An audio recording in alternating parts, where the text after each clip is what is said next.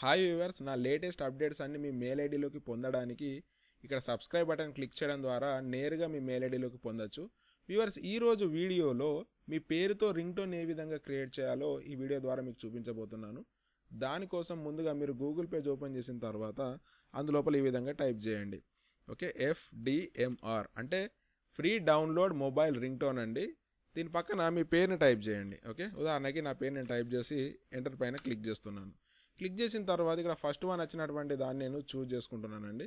Okay, దీనిపైన click చేయగానే మీరు FDMRకి సంబంధించినటువంటి వెబ్సైట్లోకి మీరు వెళ్ళిపోతారు. కొంచెం స్క్రోల్ చేస్తే ఇక్కడ చూడండి, click here to go download pay అని ఉంటుంది. దీనిపైన క్లిక్ చేయండి. ఓకే, కొంచెం మళ్ళీ స్క్రోల్ చేయండి. స్క్రోల్ చేసిన తర్వాత ఇక్కడ డౌన్లోడ్ అనేటటువంటి ఒక బటన్ కనబడుతుంది. దీనిపైన క్లిక్ చేయగానే మీ నేమ్తో ఉన్నటువంటి ఒక రింగ్ టోన్ అనేది జనరేట్ అవుతుంది. ఓకే, దీనిపైన క్లిక్ చేస్తున్నాను. Mister Bharat, someone is calling. Please pick up the phone. Mister Bharat, someone is calling. Please pick up the phone. Viewers, విన్నారు కదా, ఈ విధంగా మీ పేరుతోని రింగ్ టోన్ అనేటటువంటి జనరేట్ అయిపోయింది. దీన్ని సేవ్ చేయడానికి నేను ఏం చేస్తున్నానంటే రైట్ క్లిక్ ఇస్తున్నానండి. రైట్ క్లిక్ ఇచ్చిన తర్వాత ఇక్కడ సేవ్ యాజ్ అనేటటువంటిది కనబడుతుంది. దీనిపైన క్లిక్ చేయండి.